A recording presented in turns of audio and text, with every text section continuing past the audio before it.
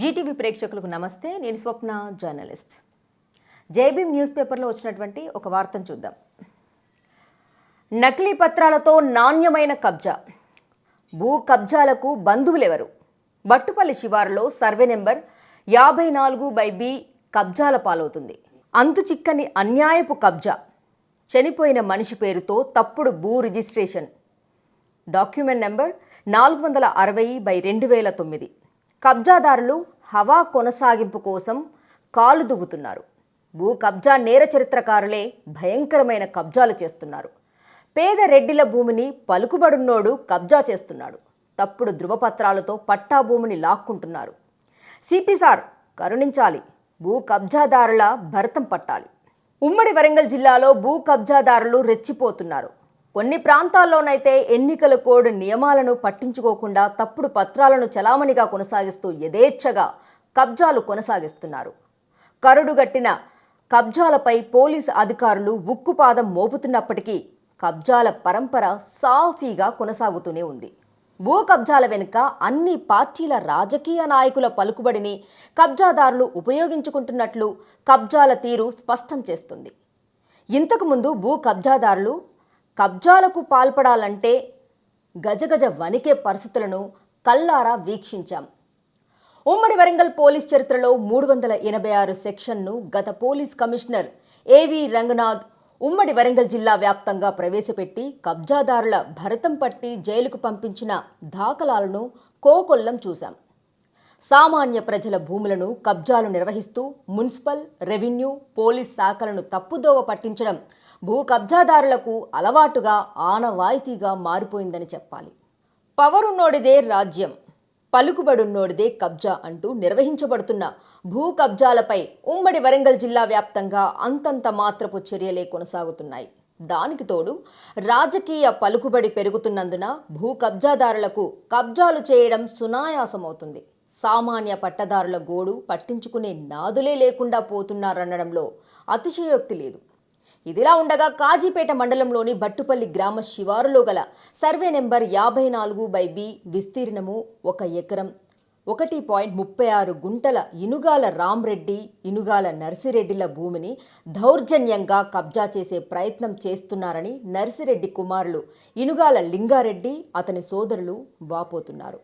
కుటుంబ వంశపారంపర్యంగా వస్తున్నటువంటి సర్వే నెంబర్ 54లో చాలా భూమిని అక్రమంగా కబ్జా చేయగా సామాన్యులమైన మమ్మల్ని అనేక రకాలుగా వేధిస్తూ తప్పుడు ధృవపత్రాలు సృష్టించుకొని మిగిలిన కాస్త భూమిని కూడా కబ్జాలు చేస్తున్నారని వేదన పడుతున్నారు. ముఖ్యంగా దస్తావేజులు 460/2009,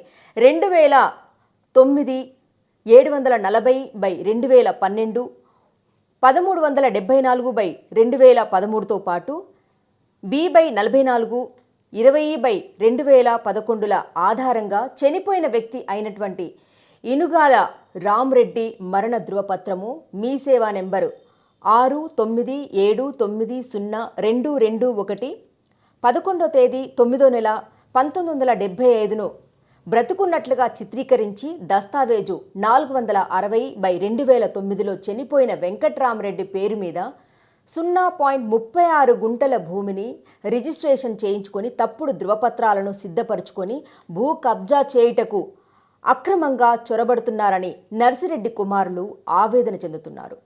వ్యవసాయం, కూలీ పనులు చేసుకుని జీవనం గడుపుకునే రెడ్డి సామాజిక వర్గానికి చెందిన ఇనుగాల నర్సిరెడ్డి కుమారులు బాధ వర్ణనాతీతమని చెప్తున్నారు.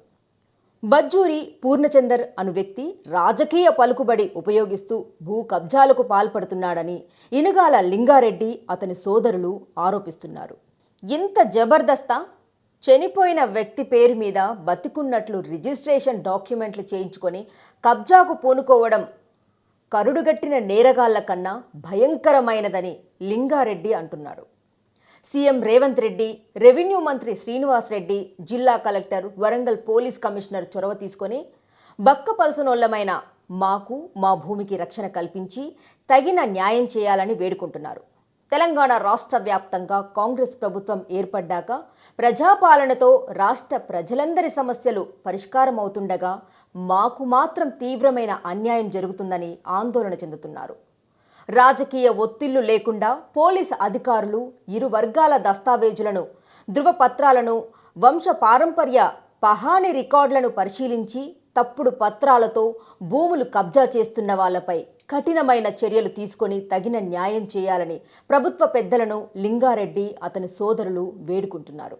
అట్టి పట్టాభూమి రక్షణ కొరకు ప్రహారీ గోడ నిర్మించుకుంటుండగా పూర్ణచందర్ అను వ్యక్తి అసాంఘిక శక్తుల ప్రోద్బలంతో మమ్మల్ని భయభ్రాంతులకు గురి చేస్తున్నారని తెలుపుతూ కబ్జా తీరుపై సమగ్ర విచారణ చేసి కబ్జాదారులను కఠినంగా శిక్షించి రక్షణ కల్పించాలని కోరుతున్నారు. చూడండి, జై భీమ్ న్యూస్ పేపర్లో వచ్చినటువంటి వార్త, నకిలీ పత్రాలతో నాణ్యమైన కబ్జా. నిజంగా ఈ రోజులలో భూ కబ్జాలు ఎంతలా పెరిగిపోయాయంటే సామాన్య ప్రజలు ఎవరైతే ఉన్నారో ఒక్క దగ్గర జాగ దొరికింది అంటే చాలు అక్కడికి వెళ్ళడం, ఒక బోర్డు పాతేయడం, లేదంటే పేరు రాసేయడం, this properties belongs to so and so persons. ఎంత అన్యాయం అసలు! ఏం చేసుకుంటారు అసలు? ఇటు ప్రభుత్వ భూములని కాదు, ఇటు పేదవాళ్ళ భూములని కాదు, ప్రతి ఒక్కరి భూమి ఎక్కడైనా ఖాళీ స్థలం దొరికింది అంటే చాలు పలుకుబడి పవరు ఉన్నోడిదే రాజ్యం. కబ్జాలు చేసేయడం, అటు రాజకీయ నాయకుల అండదండలు చూసుకోవడం, వీలైతే ఏదైనా మనుషులు పెట్టేసి వాళ్ళని బెదిరించడం, నకిలీ పత్రాలను సృష్టించడం, ఈ విధంగా ఎక్కడ చూసినా ఇదే. మరి ఇలాంటి భూ కబ్జాదారులు ఎవరైతే ఉన్నారో ఎందుకు అంత ఏం చేసుకుంటారు అసలు? ఎవరైనా కానీ ఎంత తినాలో, ఎంత పడుతుందో అంతే తింటారు. మనిషికి కావాల్సింది కూడు, గూడు, గుడ్డ, ఈ మూడు వాస్తవానికి అందరికీ కావాల్సిందే. కానీ ఎవరైతే బడాబాబులు ఉన్నారో, ఎవరైతే ఆర్థికంగా అన్ని విధాల ఉన్నటువంటి వ్యక్తులు ఎవరైతే ఉన్నారో, ఉన్నోడికే అత్యాస అంటారు చూడండి, ఆ విధంగా పేదవాడిని కొట్టేయడం, ఉన్నత వర్గాల వాళ్ళు ఇంకా ఉన్నతంగా ఎదగడం. ఏం అన్యాయం ఇది? ఈ విధంగా కబ్జాలు చేసుకుంటూ, చెట్లను నరుక్కుంటూ, ప్రతి ఒక్కటి ప్లాట్స్ చేస్తూ ఇలా అమ్ముకుంటూ వెళ్తే అసలు సామాన్యుడు ఎలా బ్రతకాలి? ఒక రైతు ఎలా బ్రతకాలి? రైతు లేకపోతే సామాన్య మనమందరం ఎలా బ్రతకాలి? అసలు రైతే రాజు అంటారు. ఎన్ని ప్రభుత్వాలు మారుతున్నాయి కానీ ఈ కబ్జాలు చేసేటువంటి వ్యక్తులు ఎవరైతే ఉన్నారో వారి మీద ఎటువంటి చర్యలు లేవు. ఎందుకని? ఏ పార్టీ మారినా సామాన్య ప్రజల యొక్క జీవితాలు మాత్రం మారట్లేదు. రాజకీయ నాయకుల యొక్క ఆస్తులు పెరుగుతున్నాయి.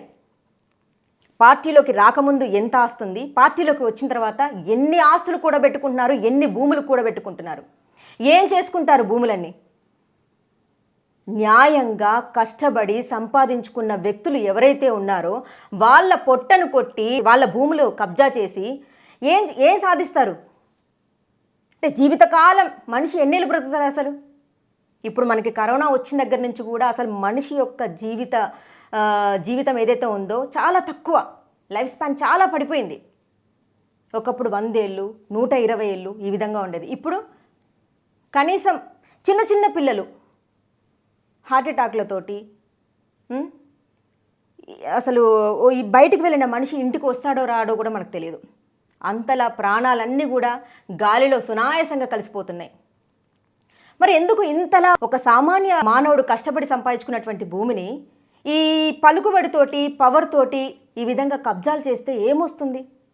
అంటే కేవలం మీ వంశం, మీ పిల్లలు, మీ చుట్టాలు, తాతలు, ముత్తాతలు, మీరు మాత్రమే ఇలా సంపాదించుకుంటూ వెళ్ళిపోవాలా? ఒక సామాన్య మానవుడు ఇంట్లో ఇల్లు కట్టుకొని సొంతింటి కళ అనేది నెరవేరకుండా ఆ విధంగానే వెళ్ళిపోతుంది. భూముల్ని కబ్జాలు చేయడం, ప్రభుత్వాలు వచ్చిన తర్వాత పేద ప్రజలకి ఇళ్ల స్థలాలు ఇస్తాను అనడం, ఆ ఇల్లు కట్టడం, గవర్నమెంట్లు వచ్చి ఏదో ప్రజలకు ఉద్ధరిస్తామని చెప్పేసని. ఏంటి ఉద్ధరించేది? ప్రజల ట్యాక్సులు కాదా? ప్రజల సొమ్ము కాదా? ప్రభుత్వం ఇస్తుంటే ఈ ప్రభుత్వంలో ఎవరైతే అధికారంలో ఉన్నటువంటి నాయకులు వాళ్ళ ఇంట్లో నుంచి ఏమైనా తీసుకొచ్చి ఇస్తున్నారా? ప్రజల సొమ్మే కదా అంతా. మరెందుకు ఈరోజు పేదవాడుగానే ఉండిపోతున్నాడు, ఉన్నత వర్గాల వాడు ఉన్నతంగానే ఎదుగుతూ వెళ్ళిపోతున్నాడు? కనీసం కొంతమందికి రెంట్లు కట్టుకోవడానికైనా డబ్బులు ఏదో సంపాదించుకుంటూ కట్టుకుంటున్నారు. కానీ ఇలా కట్టుకోకుండా బయట బస్ స్టాండ్ల వెంబడో లేకపోతే రైల్వే స్టేషన్ల దగ్గర ఎండకు ఎండుతూ వానకు తడుస్తూ చలికి వణుకుతూ సంపాదించుకొని ఏం చేస్తారు? రేపు చచ్చినాడు కనీసం మనిషిని ఎంత పూడ్చిపెట్టాలో అంతే భూమి కావాలి. ఉన్న భూమిని అంతా కూడా తీసుకెళ్ళి ఆ ప్లేస్లో అంతా కూడా ఆ మనిషిని అక్కడో ముక్క ఇచ్చేసి అయితే పాతి పెట్టలేరు కదా. ఏం చేసుకుంటారు అంత డబ్బుల్ని? సంపాదించుకోవాలి. కష్టపడి సంపాదించిన సంపాదన ఏదైతే ఉందో ఆ సంపాదనతో ఎంత భూమినైనా కొనుక్కోండి. కానీ కష్టపడి సంపాదించినటువంటి భూమి ఏదైతే ఉందో ఆ భూమిని కబ్జా చేసి ఆస్తుల మీద ఆస్తులు పెంచుకుంటూ పోతే ఉసురు తగలకుండా పోతుందా? మీరు అన్యాయంగా సంపాదించినటువంటి సంపాదన ఏదైతే ఉందో ఉన్న నకిలీ పత్రాలతో నాణ్యమైన కబ్జా పత్రాలు. ఈ రోజులు పత్రాలు సృష్టించడం కూడా చాలా ఈజీ అయిపోతుంది. ఎందుకు పేదవాడికి ఇంత కష్టం, ఇంత నష్టం? కేవలం పవర్ ఉంటేనేనా అన్నీ సాధ్యం? న్యాయం ఉన్నా, పత్రాలు నిజమైన పత్రాలున్నా కూడా తిరుగుతూ ఉండాలా పోలీస్ స్టేషన్లో సామాన్య ప్రజలు? దయచేసి పోలీస్ వ్యవస్థ కానీ లేదు అంటే గనక రాజకీయ నాయకులు కానీ ఈ విధంగా ఎవరైతే భూ కబ్జాలకు పాల్పడుతున్నారో వాళ్ళందరికీ శిక్షించాలని చెప్పేసని, సామాన్య ప్రజలు ఎవరైతే ఉన్నారో, అన్యాయానికి ఎవరైతే గురయ్యారో వాళ్ళ సమస్యలు తీర్చాలని మా జీటీవీటీఎస్ గంగా ప్రవాహం నుంచి కోరుకుంటున్నాం. ఈ వీడియో కనుక మీకు నచ్చినట్లయితే లైక్ చేయండి, షేర్ చేయండి, సబ్స్క్రైబ్ చేయడం మర్చిపోకండి.